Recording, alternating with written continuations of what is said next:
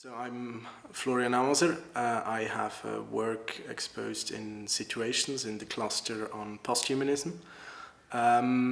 It's a work called the Aporetic spectacle, which is a research on computational photography. I see photography as something that is like an extension to our perception, a tool that extends our perception. And therefore I'm very interested in how changes in the photographic process or the apparatus, the camera itself, then result in changes in perception.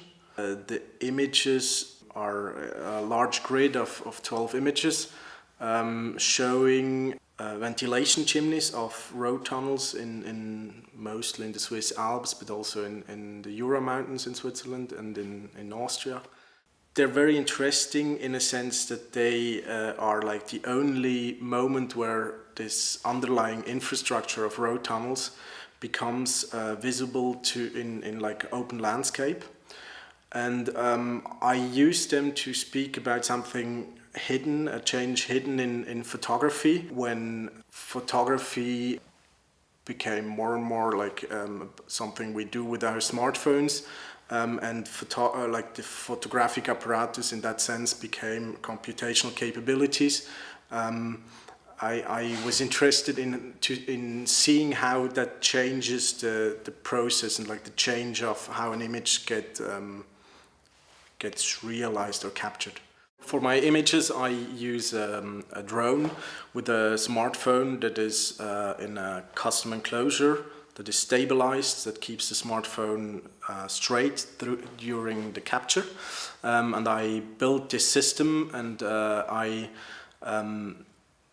can direct it so it flies according to GPS waypoints. I can tell specific points in space, in the landscape, where the camera is, or the drone is moving to, with the camera connected below it with the smartphone.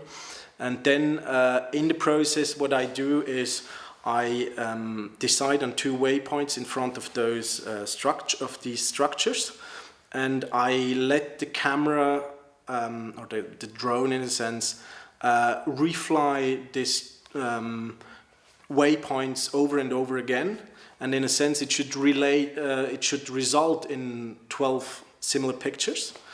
But because it's not a normal optical camera, but it's a camera that uses a computational process to treat the images, to capture during the capture, it results in 12 different images. The reason why I draw a line between computational photography and digital photography, and not every digital photography for me is computational, is because I think there's this idea of the latent image, and I think in, like, I'd say traditional digital photography, you still have this presence of a latent image.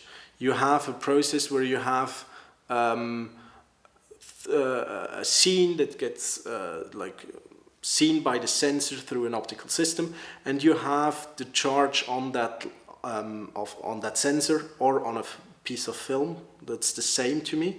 And so even though there might be some processes estimating, some algorithms estimating some things, or like treating colors or something, it doesn't really fundamentally change the texture or like really deform the image or something like that.